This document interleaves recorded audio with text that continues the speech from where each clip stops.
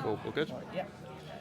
Femke, I think some of your fastest times have come in London. What makes this so special, such a big meet for you?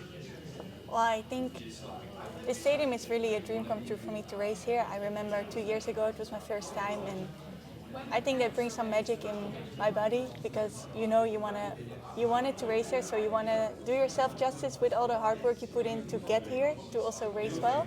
And together it's a great track, but also the atmosphere, the crowd just pushes you on. You forget a bit more sometimes about the lactic when you have a crowd like that. So I think that's why, and also it's always been right before the tournament, so it's always been a great timing to do the last great race before going into a tournament. What's the feeling like for an athlete generally to be competing in front of 60,000 people? What's that like when you go around in the track? Can you hear much of the crowd, or?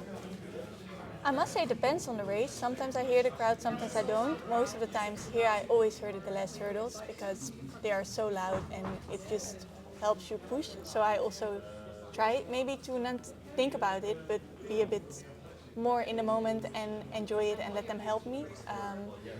But I think it's hard to describe because it's something so amazing and something so rare also to happen, but it just pushes you and motivates you so much. And just mentally, I mean, everyone talks about your stride pattern, and obviously we know that's kind of changed as well, but mentally, how do you break down a 400 metre hurdles race, and what goes through your mind when you're going, through 100 metres, 200 metres, 3 and then into the finish? Well, I think I never look in meters, but in hurdles. I'm always focusing on hurdles, and I think I have a general technical cues, but like between almost every hurdle, I have some things I want to focus on. First hurdle is important, then to hurdle 4 I'll be doing the same, then after 6 I change. So I think I visualize a lot. I know the small technical cues I need in my mind, and then at one point you just go into a flow. The more you go into the season also, you have to think less, you go with it, and your head just knows what to do because you've been practicing it so much. Is it in that sense muscle memory to an extent, where because you've done it so many times in training, that it's then just execution in the race? Yeah, for sure. I mean, in training I never go further than hurdle 6, so I need some races for the last ones to also get that muscle memory back, I guess. But yeah, at one point it's automatic pilot, and now because I changed some things, that's a bit scary that you feel it going automatically, but you've changed stuff. But no, I'm feeling good.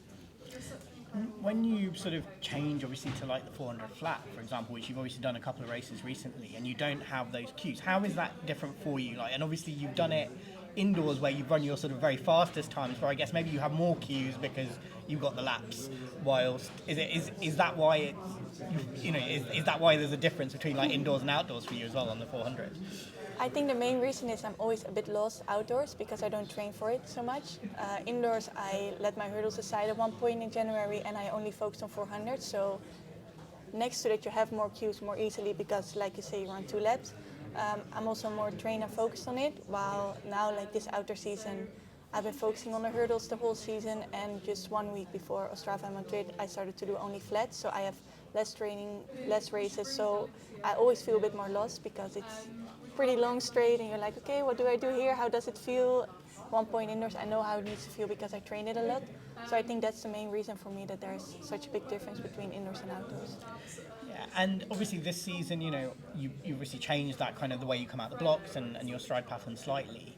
And obviously it does seem to have been kind of, as you always do in your season, you're kind of gradually improving through. Do you feel that is kind of giving you that boost that you will be able to maybe go even faster than you were able to last year? Do you feel that's the trajectory at the moment? Well, I hope so. I mean, at the end of the season you reflect, you see how it's going, and I think we found that the second bend is always a thing that I can do better.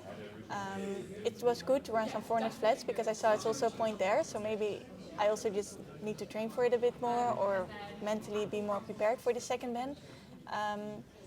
But I think it's what you look for, but it's also a nice challenge. My coach knows I like to be really focusing on my execution and really have some nice challenges.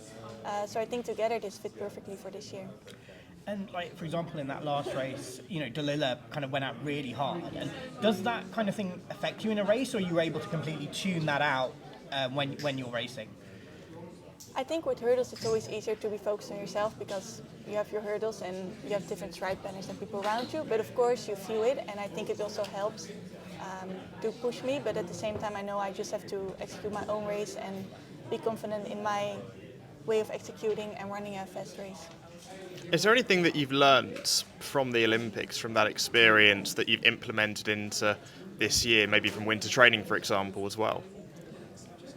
Yeah, I mean, for sure, I think we learned a bit where my, how you say it, where my turning point is with speed for the first 200, when it's too fast and when it's, I always have a strong last part, so at one point you're like, when is it too fast? Well, I guess we know now when it's too fast. But I think in general from the whole season we learned a lot, especially like I said, this 200 to 300. It was my second year racing in 14 stride and we saw that part was just missing something, so I think that's why we changed it. But that was not mostly based on the Olympic final, but on the whole year. And I have to ask, I mean, you get this question a lot, but what do you make of the 400-metre hurdles landscape? Delilah has obviously been a massive inspiration to you as well. Sydney, is Sydney. What do you make? Anna Cockrell's done amazingly well as well. What do you make of it?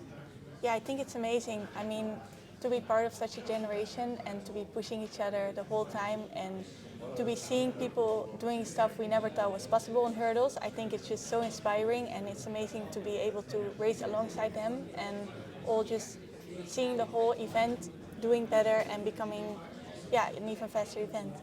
Perfect, thanks.